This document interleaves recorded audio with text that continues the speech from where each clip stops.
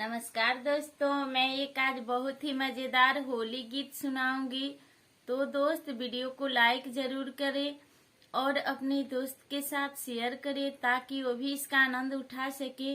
यदि मेरे चैनल पे नए हैं तो प्लीज चैनल को सब्सक्राइब कर ले। तो चलिए सुनते हैं। अखिया भैले लाल लाल, अखिया भैले लाल लाल, एक नींद सुते दी बोलमु। अखिया भैले लाल लाल, एक नींद सुते दी बोलमु।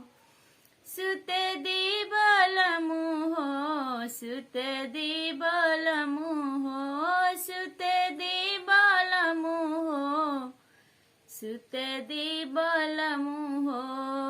अखिया भैले लाल लाल, एक नींद सुते दी बोलमु हो। छोटकी नदिया हो जागी गइल बाड़ी, छोटकी नदिया हो जागी गइल बाड़ी। इतने में ससुजी हो पीटी है केवाड़ी, इतने में ससुजी हो पीटी है केवाड़ी। सुंदरी भैले सारा बोर, एक नींद सुते दी बोलमु हो।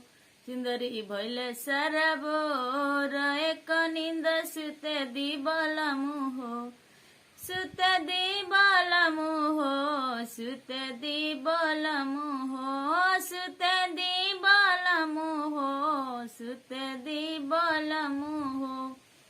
रंगवाया बिरिया से मतलबा शरीरिया, रंगवाया बिरिया से मतलबा शरीरिया। कैसे के जाई हम घर से बहरिया, कैसे के जाई हम घर से बहरिया। चुंदरी भैले सारा बोर, तो एक नींद सुते दी बोलमु हो, सुते दी बोलमु हो, सुते दी बोलमु हो। अखिया भैले लाल लाल, अखिया भैले लाल लाल, एक नींद सुते दी बोलमु हो। रतिया के राजा जी से जरिया पर आईनी, रतिया के राजा जी से जरिया पर आईनी।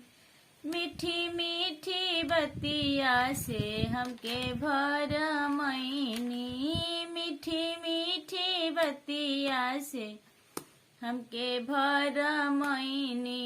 एतने में होई गइले भोर, तो एक नींद सुते दी बोलमु हो, सुते दी बोलमु हो, सुते दी बोलमु हो, सुते दी बोलमु हो, सुते दी बोलमु हो।